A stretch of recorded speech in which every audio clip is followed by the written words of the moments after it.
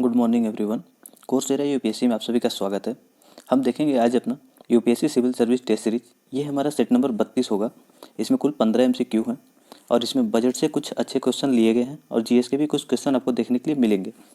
आपको अगर आपका स्कोर आज के सेट में 5 होता है तो आपने बहुत बढ़िया मतलब गुड परफेक्ट आपने किया है। अगर 7 से 9 आप सही कर पाते हैं तो ये बेटर है, अगर 9 से 15 कर पाते हैं तो बेस्ट है। आपको पीडीएफ के लिए करना ये है, टेलीग्राम पे सर्च कीजिए कोर्सेरा यूपीएससी और उसे ज्वाइन कर लीजिए। यहाँ पे डीपी लगा हुआ है, इसी के अकॉर्डिंग कर लीजिएगा या फिर डिस्क्रिप्शन में लिंक दिया हुआ वहाँ से भी ज्वाइन कर सकते हैं।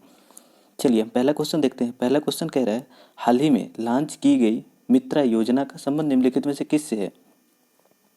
कथन ए कह रहा है वस्त्र उद्योग से, कथन बी कह रहा है शिक्षा क्षेत्र से, सी कह रहा है इलेक्ट्रॉनिक विनिर्माण क्षेत्र से, डी कह रहा है नवीकरणीय ऊर्जा क्षेत्र से। तो बताइए इनमें से किसका संबंध मित्रा योजना से है? उम्मीद है सभी लोगों ने आंसर लगा लिया होगा। जिन लोगों ने ए लगाया उनका बिल्कुल सही है, ये वस्त्र उद्योग से संबंधित है और इसका उद्देश्य क्या है तो इसको समझिए। मेगा इन्वेस्टमेंट टेक्सटाइल पार्क, आप लोगों ने फूड पार्क का नाम सुना होगा, उसी के अकॉर्डिंग उसी के कॉन्सेप्ट पे ये भी काम करेगा। मेगा इन्वेस्टमेंट टेक्सटाइल पार्क, आप लोगों को पता होगा कि जब फूड पार्क वहाँ पे गठित किया जाता है तो वहाँ पे अलग अलग बड़े बड़े ब्रांच बनाए जाते हैं जहाँ पे हर तरह की फैसिलिटी मिलती है। रॉ मटेरियल आएगा उसको और बढ़िया से बनाया जाएगा, फिर अंदर आएगा उसको फाइनल प्रोडक्ट बना के एक्सपोर्ट किया जाता है। ये इंटरनेशनल लेवल की सर्विस प्रोवाइड कराई जाती है। तो इसी कॉन्सेप्ट पे हमको मतलब भारत सरकार ने मेगा इन्वेस्टमेंट टेक्सटाइल पार्क बनाया है, जिसका उद्देश्य है विश्व में प्रतिस्पर्धी मतलब जो हमारे यहाँ के उद्योग हैं उनको वैश्विक लेवल पे कम्पिटिटिव बनाया जाए, बड़े निवेश को आकर्षित किया जाए, रोजगार के अधिक अवसर सृजित किए जाएँ। तो ये तो आपको सभी को पता होगा कि इतनी सारी फैसिलिटी होने के बाद ये सारी चीज़ें होगी ही होंगी, इंक्रीज होंगी ही। अब दूसरा चीज़ यहाँ पे समझिए, निर्यात में भारत को विश्व चैंपियन बनाने के उद्देश्य से ये काम किया जा रहा है। क्या किया जाता है? मित्रा योजना लाया गया है। दूसरा चीज़ समझिए, प्लग और प्ले सुविधा, मतलब समझ रहे हैं इसको? मतलब आप लोगों ने देखा हुआ बोर्ड में स्विच लगाते हैं तो क्या होता है, प्लग लगाते हैं वहाँ, आप प्ले करते हैं, फिर कैसे मोबाइल चार्जिंग में लगा के फिर गेम खेलते हैं, वही सुविधा है यहाँ पे। पहले आप इस पार्क में लाइए, अपना उद्योग लगाइए, फिर आप वैश्विक लेवल तक की सुविधाएं पाइए और बढ़िया से अपने व्यवसाय को आगे बढ़ाइए। वही है प्लग एंड प्ले सुविधा। प्ले सुविधा है, यही चीज़ यहाँ पे है कॉन्सेप्ट। वैश्विक स्तर पर अवसंरचना का सृजित किया जाएगा, मतलब इंटरनेशनल लेवल की सुविधाएं यहाँ पे प्रोवाइड कराई जाएंगी। दूसरा चीज़ समझिए यहाँ पे, ये यहाँ एक और चीज़ प्रोवाइड कराया जाएगा, प्रोडक्ट लिंक इंसेंटिव, PLI। ये काफ़ी न्यूज़ में चल रहा है। ये 11 प्रोडक्ट ऐसे हैं, मतलब सॉरी 10 सेक्टर ऐसे हैं जिन पे ये सुविधा प्रोवाइड कराई जा रही है। आप इससे यूपीएससी पूछ सकता है प्रोडक्ट लिंक्ड इंसेंटिव क्या है ये। तो आपको प्रोडक्शन के आधार पे कुछ सब्सिडी दी जाएगी, वो कितने % हो सकती है? तो 5 से 6% होती है। ये प्रोवाइड कराया जाएगी। ये भारतीय कंपनियों के साथ साथ विदेशी कंपनियों को भी प्रोवाइड कराया जा रहा है। तो ये चीज़ याद रखिएगा, ये किन किन सेक्टर पर प्रोवाइड कराया जा रहा है। तो इससे पहले ये देखिए कि अभी ये जल्दी लॉन्च किया गया 11 नवंबर को।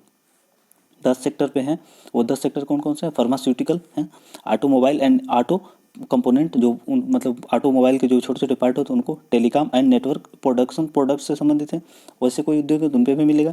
Advancement chemistry cell batteries, textile, यहाँ पे देखिए हमने जो टेक्सटाइल देखा था, मतलब ये इसमें भी ये प्रोडक्ट शामिल है। कौन सा? PLI स्कीम इसमें भी शामिल है मित्रा योजना में।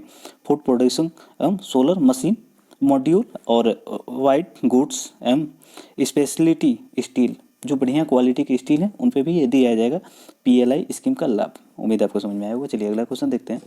अगला क्वेश्चन है, बजट में के संवैधानिक प्रावधानों से संबंधित निम्नलिखित कथनों पर विचार कीजिए। पहला कथन कह रहा है अनुच्छेद 112 केंद्रीय बजट को वार्षिक वित्त विवरण के रूप में संदर्भित करता है। कथन 2 कह रहा है स्वतंत्र भारत का पहला बजट 1950 में प्रस्तुत किया गया था। दूसरा कथन कह रहा है बजट एक 3 चरणों से होकर गुजरता है, जिसमें बजट की प्रस्तुति, इसकी जांच और विधेयक में शामिल है, वित्त विधेयक में शामिल है। मतलब इसमें इसकी प्रस्तुति, इसकी जांच और वित्त विधेयक इसमें शामिल है। ये 3 ही चरण बता रहा है तीसरा कथन। तो बताइए इनमें से कौन सा कथन सही नहीं है? उम्मीद है सभी लोगों ने आंसर लगा लिया होगा। इसमें देखें तो दूसरा कथन गलत हो जाता है, क्योंकि 1947 में प्रोवाइड कराया गया था, मतलब पेश किया गया था पहला बजट। दूसरा चीज़ देखें तो ये 3 चरणों में नहीं 5 चरणों में होता है, तो 2 और 3 गलत हो गए, हमें गलत पूछा हुआ था यहाँ पे, तो ये हमें मिल गया आंसर सी। अगर पहला देखें तो 112 में दिया गया है एनुअल फाइनेंशियल विवरण, मतलब होता है कि जो होता है उनका सारे खर्च जितने रेवेन्यू हैं और एक्सपेंडिचर सबका विवरण दिया जाता है, उसी को बजट करते हैं। तो ये 2 और 3 सही था इसमें। जिन लोगों ने सी लगाया था उनका बिल्कुल सही है। आप यहाँ पे देखिए एनुअल फाइनेंशियल स्टेटमेंट होता है, तो इसको देखिए, पहले इसमें कितने पर चरणों में होता है? 6 चरणों में, सॉरी हमने वहाँ 5 बता दिया, 6 चरणों में होता है। छठवां चरण कौन सा है? तो छठवां चरण वित्त विधेयक पारित करना, हमने ये नोटिस नहीं किया था, 6 चरण होता है। देखिए पहला इसको 112 में क्या किया गया, एक वर्ष के लिए जो सरकार के वित्तीय विवरण होते हैं, कितने रेवेन्यू होंगे, कितने एक्सपेंडिचर होंगे, सारे का विवरण इसमें प्रस्तुत किया जाता है। इनको 6 चरणों में प्रस्तुत किया जाता है, जैसे कि बजट की प्रस्तुति, आम चर्चा और विभागीय समितियों की जांच, अनुदानों की मांग पर मतदान और विनियोग विधेयक पर पारित करना, वित्तीय विधेयक पर पारित करना। विनियोग विधेयक और वित्तीय विधेयक ये दोनों पारित होता है। तो ये 6 चरण हो गए इसके। वित्त मंत्रालय के आर्थिक मामलों के विभाग और बजट डिवीजन के द्वारा बजट तैयार किया जाता है। तो ये बात याद रखिएगा।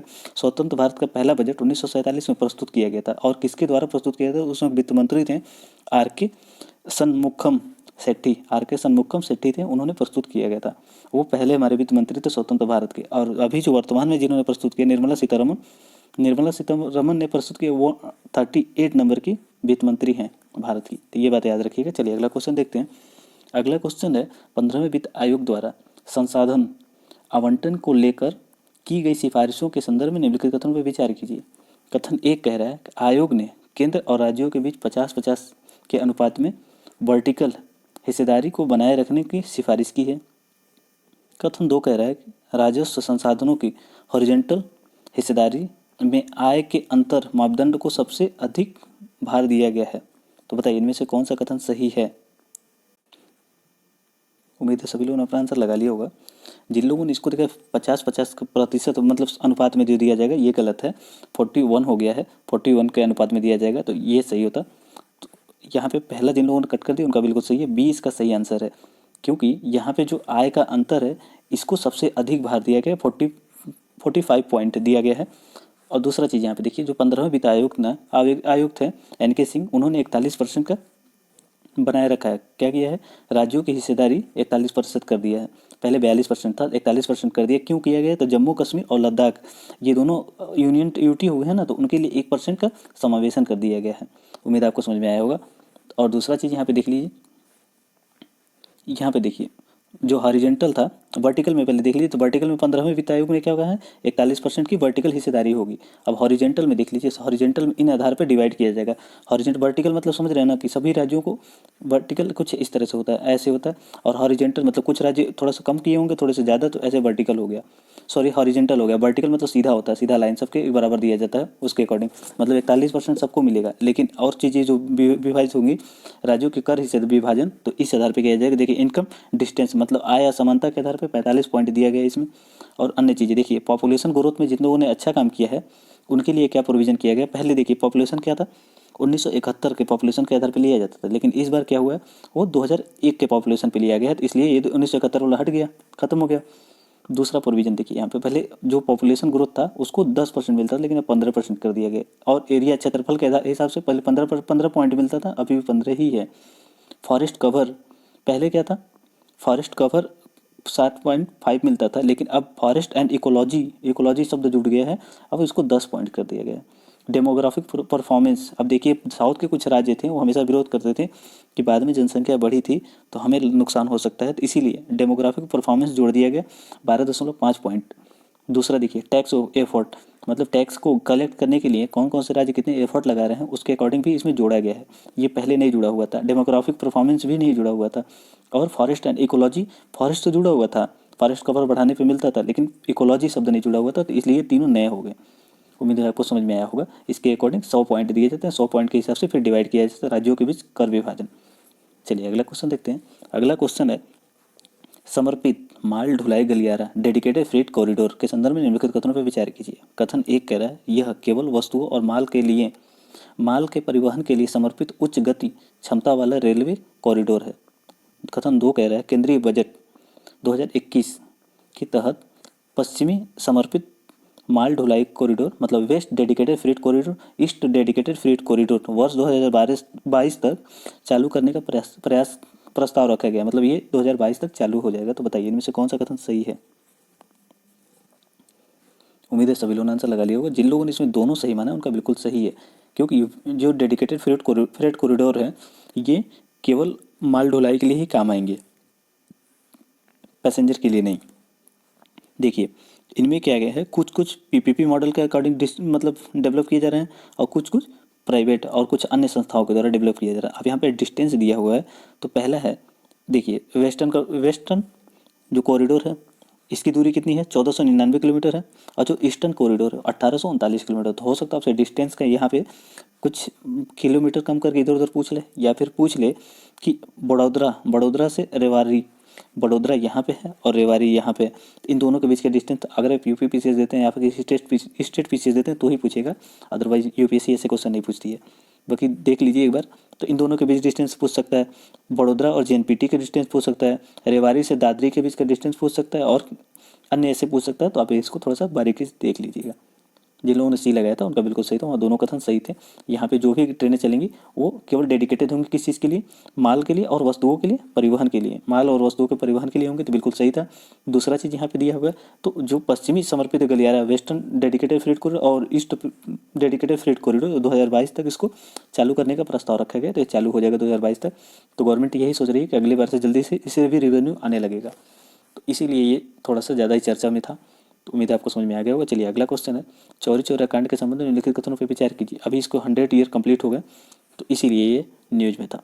पहला कथन कह रहा है कि आंदोलन में शामिल क्रांतिकारी जो थे दो धड़ों में बट गए थे इसी कांड में, एक नरम दल दूसरा गर्म दल। कथन 2 कह रहा है गांधी ने इस पर गहरी नाराजगी जताई और तथा घटना से आहत होकर के असहयोग आंदोलन वापस ले लिया था चौरी चौरा कांड के बाद। तो तीसरा कथन है सरदार भगत सिंह और सुखदेव राजगुरु रामप्रसाद बिस्मिल चंद्रशेखर आजाद जैसे क्रांतिकारी गर्म दल के नायक थे, इनके नेता थे। बताइए कौन सा कथन इसमें से सही है। उम्मीद है सभी लोगों ने आंसर लगा लिया होगा। जिन लोगों ने इसमें डी लगाया था उनका बिल्कुल सही है। यहाँ पे डी क्वेश्चन सही है। 4 फरवरी 1922 को आज़ादी के दीवाने के नामक से, मतलब अभी जल्दी यूपी के मुख्यमंत्री ने चौरी चौरा क्रांति के 100वीं बरसी पर वर्ष प्रयत्न चलने वाला शाब्दिक समारोह मनाने की घोषणा की है, इसीलिए न्यूज में था। और यहाँ हुआ क्या था कि उस समय जो परिस्थिति जन्य कारण थे वहाँ पे थाना फूंक दिया गया। इसकी वजह से स्वतंत्रता आंदोलन के इतिहास में ये मील का पत्थर साबित हुआ। किस तरह से मील का पत्थर साबित हुआ, क्योंकि यहाँ पे पहली बात तो दो गुट जो विभाजित हुए थे, इससे पता चल गया दोनों की विचारधारा क्या है। और यहाँ पे एक गर्म दल एक नरम दल दो विभाजित हो गए। तो उम्मीद है आपको समझ में आएगा। बाकी सारी वही बातें थी, आपने हिस्ट्री में तो इसको पढ़ ही रखा होगा। गोरखपुर के पास चौरी चौरा है, वहाँ पे हुआ था ये कांड। चलिए अगला क्वेश्चन देखते हैं। अगला क्वेश्चन है dam rehabilitation and improvement project के संदर्भ में निम्नलिखित कथनों पर विचार कीजिए। बांध पुनर्वास एवं सुधार परियोजना के बारे में बताना है, कौन सा कथन सही है। कथन 1 कह रहा है इसके प्रमुख उद्देश्यों में से एक बांध की अस्थायी संरचना और रख रखाव हेतु आकस्मिक राजस्व उन्नत करना है। कथन 2 कह रहा है कि इस परियोजना को विश्व बैंक एवं एशियन इंफ्रास्ट्रक्चर इन्वेस्टमेंट बैंक द्वारा वित्त पोषित किया जा रहा है। तो बताइए इनमें से कौन सा कथन सही है। उम्मीद है सभी लोगों ने आंसर लगा लिया होगा। जिन लोगों ने इसमें सी लगाया बिल्कुल सही है उनका। देखिए इसका उद्देश्य क्या है कि जो बांध है उसकी अस्थायी संरचना है और उसके रख रखाव एवं आकस्मिक खर्च को, आकस्मिक राजस्व उत्पन्न करना, उनको मतलब उनके रख रखाव के लिए पैसे इकट्ठा करना। इसके लिए वर्ल्ड बैंक और AIIB मतलब एशियन इंफ्रास्ट्रक्चर डेवलपमेंट बैंक, ये दोनों समर्थन कर रहे हैं, वित्त पोषित कर रहे हैं, तो इसीलिए न्यूज में था। देखिए हुआ क्या है कि DRIP का लक्ष्य चयनित मौजूदा जो बांध हैं उनकी सुरक्षा, उनके प्रदर्शन को में सुधार करना, अस्थायी तरीके से संबंधित आकांक्षाओं को, जो भी उनके मतलब समस्याएं हैं, मतलब मान लीजिए कि एक काफ़ी पुराना 50 साल पुराना डैम हो गया है, उसको टूटने की जो संभावना है तो उसको दूर किया जाए, जो समस्याएं आ रही हैं उनको दूर किया जाए, इसीलिए किया गया। इसका उद्देश्य ये तो बांधों को जो टिकाऊ है उनको टिकाऊ बनाना और अस्थायी संरचना रख रखाव हेतु चुनिंदा बांध जो सेलेक्टेड हैं उनके वैकल्पिक आकस्मिक संसाधनों को का पता लगाना, मतलब किस तरीके से उनको और बढ़िया से किया जाए, या फिर कोई और तैयार किया जा सकता है, तैयार कर दिया जाए, उसको हटा दिया जाए। तो इस तरीके के लिए किया गया है और इस परियोजना को विश्व बैंक और एशियन इंफ्रास्ट्रक्चर इन्वेस्टमेंट बैंक द्वारा वित्त पोषित किया जा रहा है। अब यहाँ से आपको समझने की जरूरत है कि AIIB एशियन इंफ्रास्ट्रक्चर बैंक का एशियन इंफ्रास्ट्रक्चर इन्वेस्टमेंट बैंक का हेडक्वार्टर कहाँ है, तो इसका बीजिंग चाइना में है। अब तो आपको दूसरा थोड़ा सा समझ में आ रहा होगा कि न्यू डेवलपमेंट बैंक का कहाँ पे है। ये ब्रिक्स डेवलपमेंट बैंक भी कहते हैं इसको। इसका हेडक्वार्टर कहाँ है, संघाई चाइना में है। इसकी दोनों का गठन कब हुआ था, देखिए AIIB का गठन हुआ था 25 दिसंबर 2015 को। इसके साल भर पहले ही इसका गठन हो गया था न्यू डेवलपमेंट बैंक का। इसका कब गठन हुआ था, 15 जुलाई 2014 को। फोर्टलेजा स्टेट ऑफ मतलब फोर्टलेजा ब्राज़ील का एक राज्य है, वहाँ पे शहर है, मतलब सियरा का शहर है, सियरा उसका राज्य है ब्राज़ील का। ब्राज़ील सियरा के अंदर एक छोटा सा शहर है पोर्ट लेजा, वहाँ पे एक बैठक हुई थी ब्रिक्स की, तभी इसका गठन हुआ था, इसका न्यू डेवलपमेंट बैंक का। उम्मीद है आपको समझ में आया होगा। चलिए अगला क्वेश्चन है ageing water infrastructure, ageing water infrastructure and an emerging global risk, ageing water infrastructure and emerging global risk नामक रिपोर्ट किस संस्था द्वारा प्रकाश जारी किया जाता है, आपको ये बताना है। तो बताइए किसके द्वारा जारी किया जाता है, ageing water infrastructure and emerging global risk. उम्मीद है सभी लोगों ने आंसर लगा लिया होगा। जिन लोगों ने UN लगाया है बिल्कुल सही लगाया है। अभी ये रिपोर्ट जारी हुआ है और इसमें ये बताया गया है कि भारत के में 1000 से अधिक बांध जो हैं वो 2025 में लगभग 50 वर्ष पुराने हो जाएंगे। इस तरह के बांधों से हो क्या रहा है कि बांध तटबंधों का खतरा है, क्योंकि इनके गिरने से अचानक बाढ़ जैसी स्थिति बन सकती है। तो इसीलिए ये न्यूज़ में था और ये रिपोर्ट न्यूज़ में था। संयुक्त राज्य अमेरिका, फ्रांस, कनाडा, जो भारत, जापान, जाम्बिया है और जिम्बाब्वे पर बांध जो भी हैं उनका गिरना या फिर बांधों की बढ़ती उम्र, उनको लेकर के अध्ययन किया गया और उसमें शामिल किया गया। तो बताया गया कि ये काफ़ी बूढ़े होते रहे, मतलब पुराने होते जा रहे हैं, इनका ध्यान रखना जरूरी है, या फिर इनको समय से पहले अगर लगता है कि गिर सकते हैं, मतलब ये कोलैप्स कर सकते हैं, तो इनको पहले ही कोलैप्स करा दिया जाए, जिससे किसी तरह की बाढ़ या फिर जैसी अन्य घटनाएं ना हो। इसीलिए ये न्यूज़ में था, तो उस रिपोर्ट को आप थोड़ा सा ध्यान रखिएगा। तो ये रिपोर्ट किसने जारी किया था, तो UN ने जारी किया था, ageing water infrastructure and emerging global risk report. तो अब याद रखिएगा, ऐसे पूछ सकता है, तो इसको UN ने जारी किया है। चलिए अगला क्वेश्चन है, बोर्ड डिस्पैच के बारे में निम्नलिखित कथनों में से कौन सा कथन सही है। कथन 1 कह रहा है इसने यूरोपीय अभिगम पर जोर दिया, मतलब यूरोपीय एजुकेशन सिस्टम पे बल दिया था बोर्ड डिस्पैच ने। दूसरा कथन कह रहा है इसने तर्क दिया कि पूर्व के साहित्य में गंभीर त्रुटियां मौजूद हैं। तो बताइए इनमें से कौन सा कथन सही है बोर्ड डिस्पैच के बारे में। उम्मीद है सभी लोगों ने आंसर लगा लिया होगा। तो जिन लोगों ने इसमें लगाया है C, उनका बिल्कुल सही है। बोर्ड डिस्पैच कब आया था बताइए। बोर्ड डिस्पैच आया था 1852 में, 1852 में नहीं, वो 1854 में आया था। 52 में तो नहीं आया था, 52 के समय में लॉर्ड डलहौजी थे, तो 58 से लेकर के 48 से लेकर के 54 तक थे लॉर्ड डलहौजी, तो इन्हीं के शासनकाल में आया था। देखिए सर चार्ल्स वुड जो थे, इन्होंने ब्रिटिश ईस्ट इंडिया कंपनी के बोर्ड ऑफ कंट्रोल के अध्यक्ष थे ये, और इन्होंने भारत की भावी शिक्षा के लिए विस्तृत योजना बनाई थी। और इन्होंने उसी योजना को उस समय गवर्नर जनरल जो थे लॉर्ड डलहौजी, इनको 1854 में अपना सुझाव पत्र भेजा था, जिसको बोर्ड का घोषणा पत्र या बोर्ड डिस्पैच कहते हैं, जिसको ही भारत का मैग्ना कार्टा कहा जाता है। UPSC में पूछता है कि मतलब बोर्ड डिस्पैच को भारत का मैग्ना कार्टा क्यों कहा जाता है, तो आप वहाँ पे ये बता सकते हैं कि ये इतना व्यवस्थित था, इतना संतुलित था, बहुआयामी था, ठीक ना, जो ब्रिटिश शासन की शिक्षा नीति का दिशा, मतलब को दिशा प्रदान किया था इसने, और आज भी इसको अपनाया जाता है भारत में। इस पे आज भी भारत काम करता है, और आज की शिक्षा नीति जो न्यू एजुकेशन पॉलिसी आई है उसमें भी कहीं ना कहीं इसके कुछ तत्व आपको देखने के लिए मिलेंगे, जैसे कि लोकल लैंग्वेज में एजुकेशन, ये बोर्ड डिस्पैच में बात की गई थी कि लोकल लैंग्वेज में भी बताया जाए और एक हमारे जो इंग्लिश लैंग्वेज है उसको भी प्रोत्साहित किया जाए। और देखिए इसमें क्या किया गया था बोर्ड डिस्पैच में, यूरोपीय अभिगम को, मतलब यूरोपीय एजुकेशन सिस्टम को बताया गया था ये कि भारतीयों के नैतिक चरित्र में सुधार करेगा। ये जो यूरोपीय एजुकेशन सिस्टम है सच्चे और ईमानदार बनाएगा उनको, मतलब एक अच्छा ईमानदार व्यक्ति बनाएगा, और वो सच्चे होंगे, जो भी वो करेंगे सही करेंगे। इससे होगा क्या कि जो कंपनी होगी उसको सिविल सेवक की आपूर्ति होगी और भरोसा बना रहेगा उनके ऊपर कि ये लोग किसी तरह की चोरी नहीं करेंगे। चलिए अगला क्या इसमें बताया गया था, इसमें ये बताया गया तो पूर्व के जो साहित्य हैं, जो ईस्ट के तरफ के साहित्य हैं, वेस्ट तो ये खुद ही हैं, ईस्ट के जो साहित्य हैं वो त्रुटिपूर्ण हैं। क्यों त्रुटिपूर्ण है, क्योंकि वो लोगों के कर्तव्यों और उनके काम के प्रति प्रतिबद्ध नहीं बना पाते हैं। इनके जो साहित्य हैं भावनाओं भी उत्पन्न नहीं कर पाते हैं, जिससे वो बढ़िया काम ना कर पाए। ये अच्छे प्रशासक के कौशल विकसित करने में असफल रहते हैं। ईस्ट के जो क्या है साहित्य हैं, फिलॉसफी जो भी है ईस्ट के, वो मतलब इनका सीधा सा कॉन्सेप्ट यही था कि भारत में देखिए आप ज़्यादातर साहित्य आप देखेंगे तो वो कहीं ना कहीं अध्यात्म पे जुड़ा हुआ है, भगवान से रिलेटेड है। अब ये सारी चीज़ें तो अच्छे प्रशासक नहीं विकसित कर पाएंगे, ये उनके प्रतिबद्ध नहीं बना पाती हैं, इसीलिए ये सारी चीज़ें देख करके इन लोगों ने इतनी सारी आलोचनाएं की थी। चलिए अगला क्वेश्चन देखते हैं। अगला क्वेश्चन कह रहा है कि लॉर्ड हार्डिंग 1885 में INC के गठन के समय भारत के वायसराय थे। कथन 2 कह रहा है अगस्त प्रस्ताव युद्ध के लिए भारतीय राजनीतिक नेतृत्व के समर्थन प्राप्त करने का एक प्रयास था। तो बताइए इनमें से कौन सा कथन सही है। उम्मीद है सभी लोगों ने आंसर लगा दिया होगा।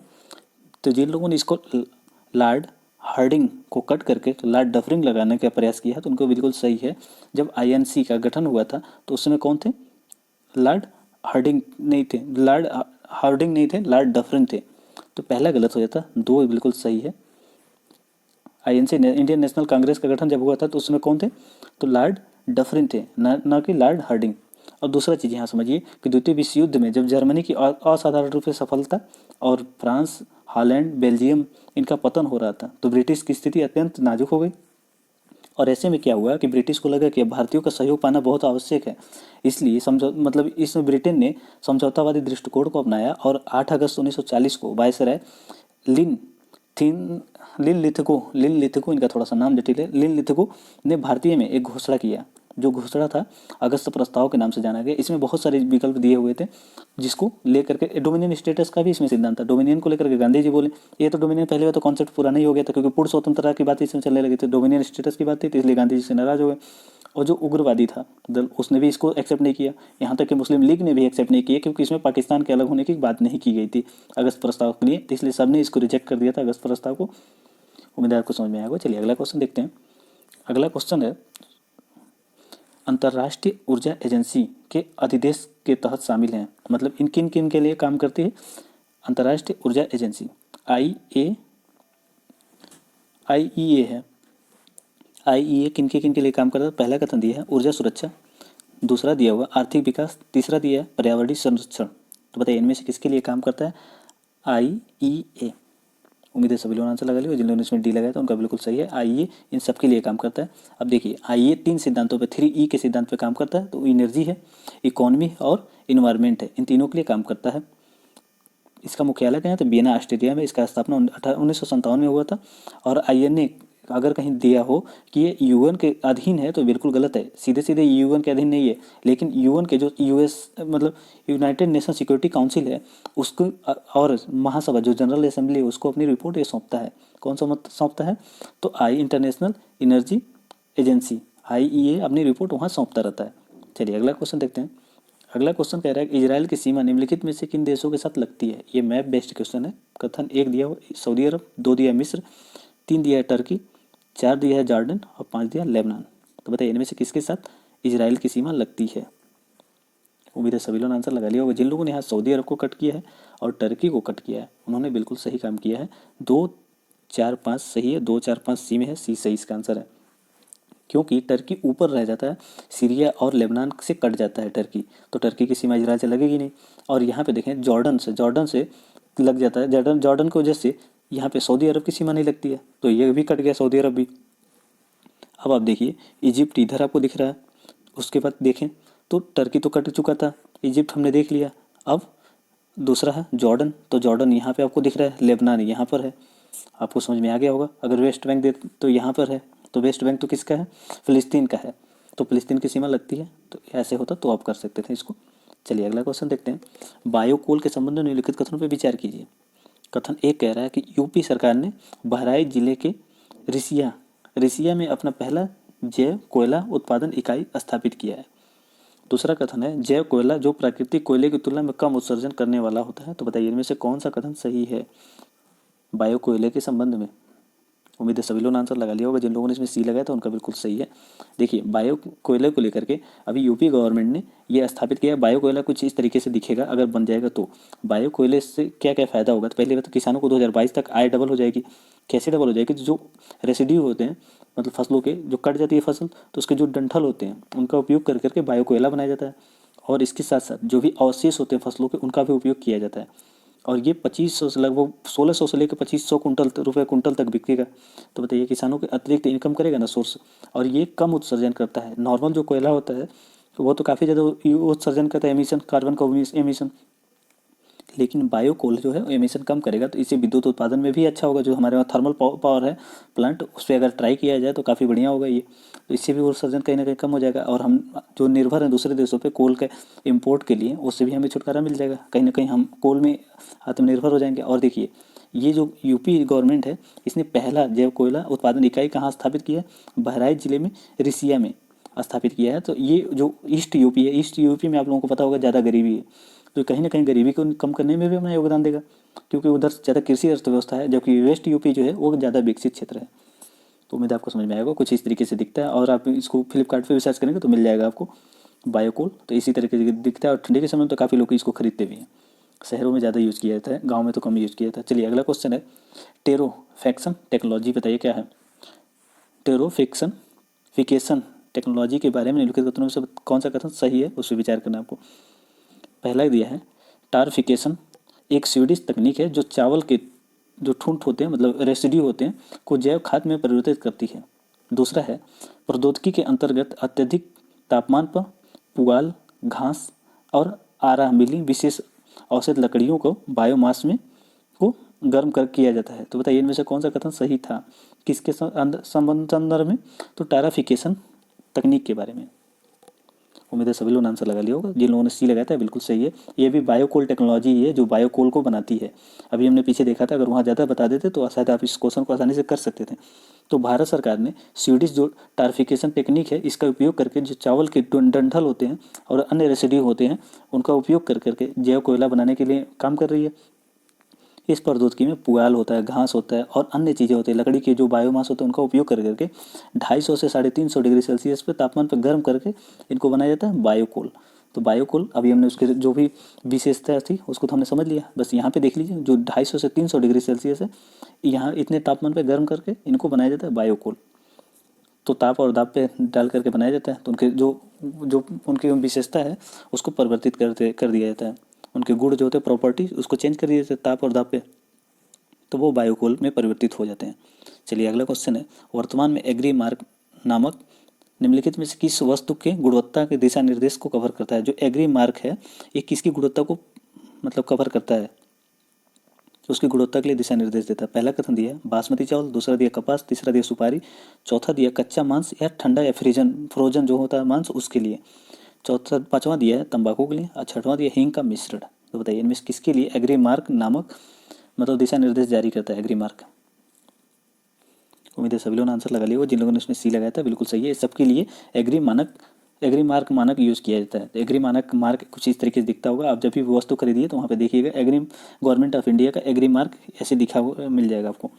देखिए एग्री मार्क एक प्रमाण चिन्ह है जो भारत में कृषि उत्पादों को नियमित करता है, मतलब रेगुलेट करता है और सुनिश्चित करता है कि कृषि और किसान कल्याण मंत्रालय के तहत, इसमें बहुत सारे मंत्रालय के अंतर्गत आता है। सीधे नीचे देखिए, विपणन निदेशालय द्वारा अनुमोदित जो भी मानक होते हैं उसके अनुरूप वो प्रोडक्ट है।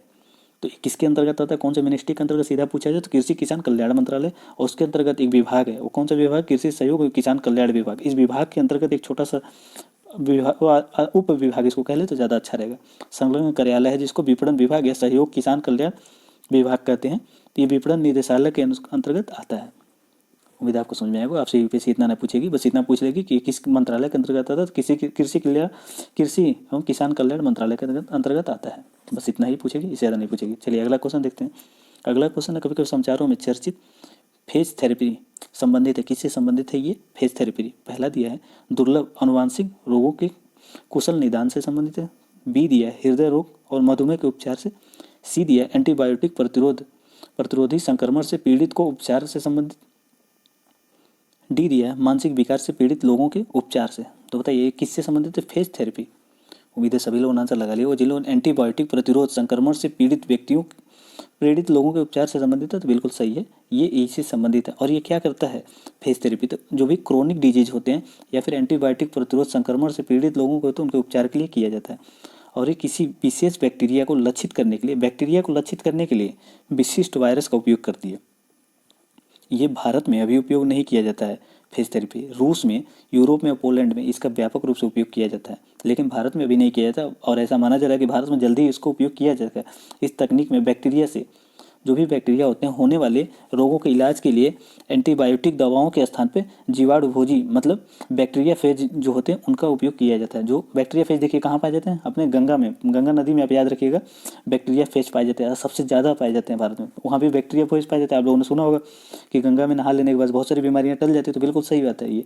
वहीं से जो एंटीबायोटिक जो भी बीमारियाँ होती हैं, एंटीबायोटिक दवाओं के स्थान पर बैक्टीरिया फेज का उपयोग किया जाता है। तो उम्मीद है आपको समझ में आया होगा। तो कुछ अब उस तरीके से गंगा वाला कॉन्सेप्ट समझेंगे तो आसानी से याद रहेगा। फेज थेरेपी, तो आप यहाँ पे देखिए बैक्टीरियोफेज, यहाँ बैक्टीरियोफेज का लास्ट फेज और यहाँ पे बैक्टीरियोफेज, यहाँ पे फेज थेरेपी, तो दोनों से आप समझिएगा बैक्टीरियोफेज। और गंगा को कॉन्सेप्ट याद रख लीजिएगा, गंगा में नहाने के बाद बहुत सारे जो बैक्टीरियल इन्फेक्शन होते हैं वो दूर हो जाते हैं। तो ऐसे समझेंगे तो याद रहेगा हमेशा। चलिए आज के लिए बस इतना ही। ये सीरीज देखने के लिए धन्यवाद। आप नीचे जरूर अपना बताएं स्कोर कितना आपका सही हुआ।